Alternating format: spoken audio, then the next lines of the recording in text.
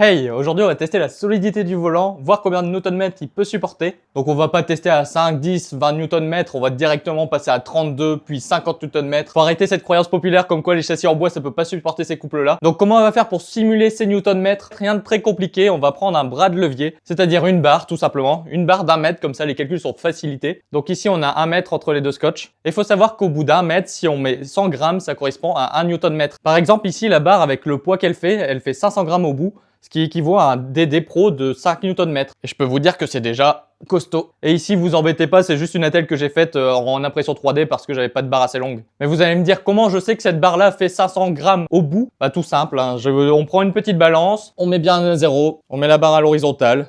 Voilà, 550 grammes, soit un couple de 5,5 Nm. Ça peut vous donner aussi une bonne indication pour savoir un petit peu la force de volant que vous voulez. Bon, je mets en place tout ça, je vais démonter le volant.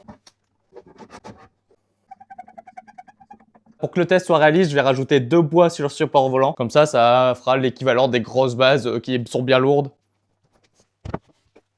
Donc voilà, là on a déjà l'équivalent d'un Fanatec CSLDD ou d'un Moza R5. Bon, on va pas perdre de temps, on va passer tout de suite à 32 Nm, qui est le plus gros volant disponible sur le marché à ma connaissance. C'est le SimCube 2 Ultimate. Pour simuler celui-là, on va mettre 3 kg, parce qu'il faudrait 2,7 kg, mais j'ai pas les poids qu'il faut.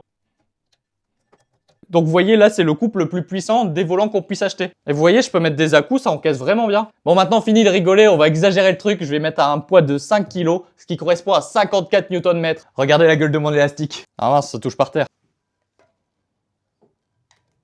Et regardez là, on a 54 Nm, ce qui est totalement inimaginable en sim racing. Et pourtant je vous mets des à-coups et... on voit qu'il se déforme, mais il revient totalement en place. Et regardez, je vais aller exagérer encore le truc parce qu'on va pas encore assez loin. Vous avez 54 Nm, 10 kg là, et mes 65 kg. Et regardez, je mets des à-coups.